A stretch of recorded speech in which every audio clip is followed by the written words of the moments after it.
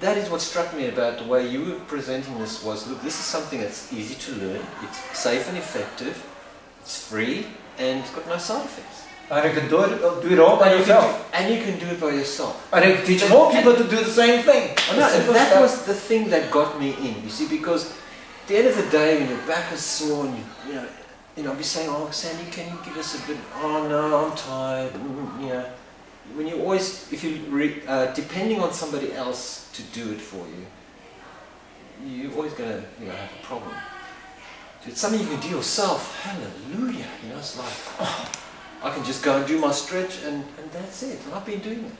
That is why we call it self-healing, because it's all done by yourself. Now there is a bit of a problem with that. See, if somebody's really ill, they need some help with it. See, you can make the start. Good. That's exactly why we not only do the talk, but also do the workshop. Because in a workshop, we are not healers, we are not doctors, we just do a simple action. Yeah, everybody's... Then we can help each other. Yeah. Like when we're doing the back, front you can do it easily, but the back or something, or some people who are too sick, that's right, but they don't have enough energy, then you can help each other. That's right, but I must make another point that I realized about this is that when you're doing it for yourself, I've got to make this point.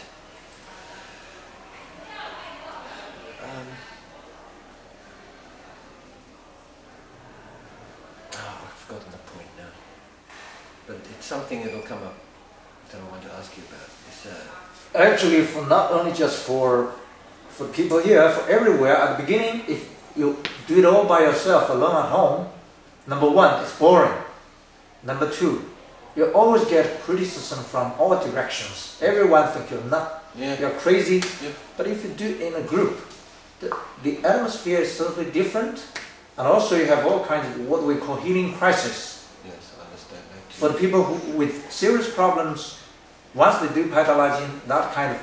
It brings it out and it gets it gets out, people get nervous or frightened. But then if you are together with the coaches, with the teachers, and all with the people who are together, then you can help each other.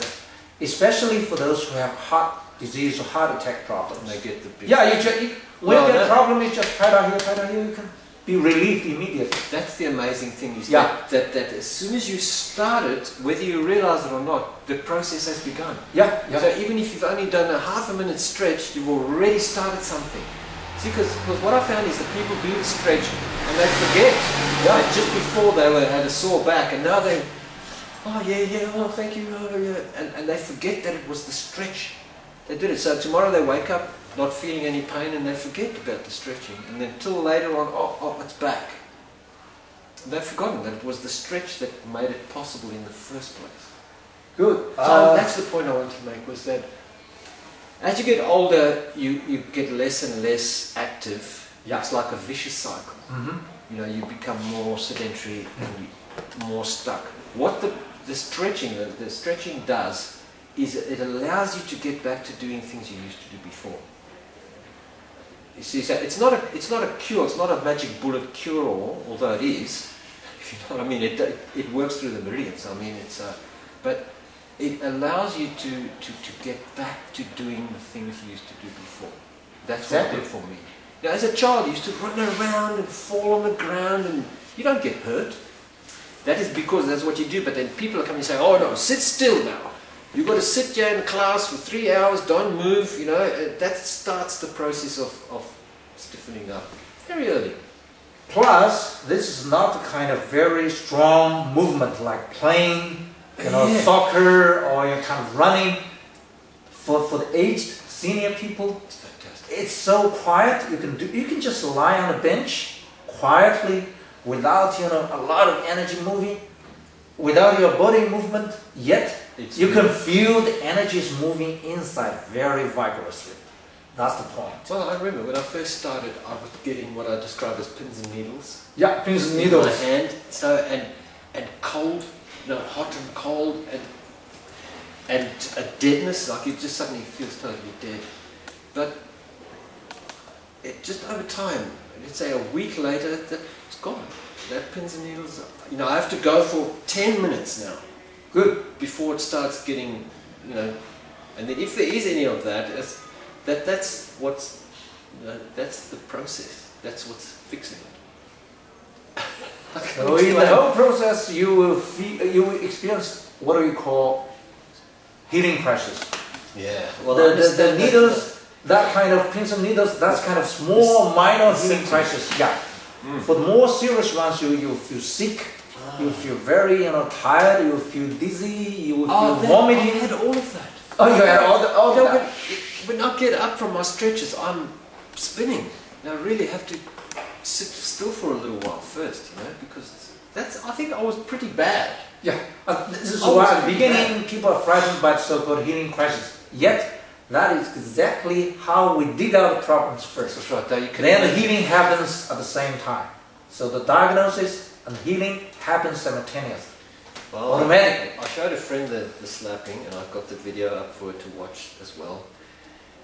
And she straight away, within 30 seconds, you could see all that's the heart and the pericardium problems. Yeah. Now, if I was saying, oh my God, no, she'd freak out and just say, no, that's normal. That means it's, there's an illness and it started the process. Just keep going, and she kept going probably for half an hour, and all those individual spots and squeals just became more just like a general redness. Yeah. Gone. Yeah. Many people are afraid that I know when you they're see broken. Blah blah blah. The first time I saw the bruising, I went, "Oh, what's going?" You like you say, you get frightened. You think there's something wrong. You think it's causing it. It's, the bruising or whatever. So you're actually bringing or taking all this poison blood out. Right now, to try and explain that to a Western mind, you lose them straight away. They go, oh, no. So I try and explain it this process of healing that happens without you having to instruct. Oh, I better close that cut up. No, it does it automatically. Yeah.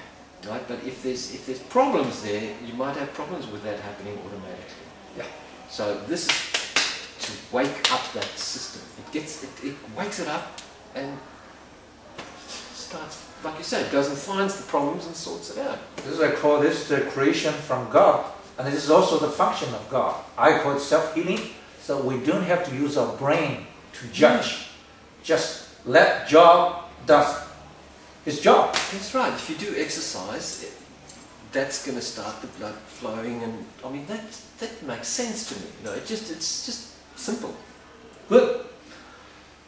Well, Ben, I'm very glad to talk to you, and I'm sure in tomorrow's talk, I wish I could have been more. You'll be a very good, example to tell your own testimonial and story. Yeah. Basically, thank you. Good. Thank you. Thank you.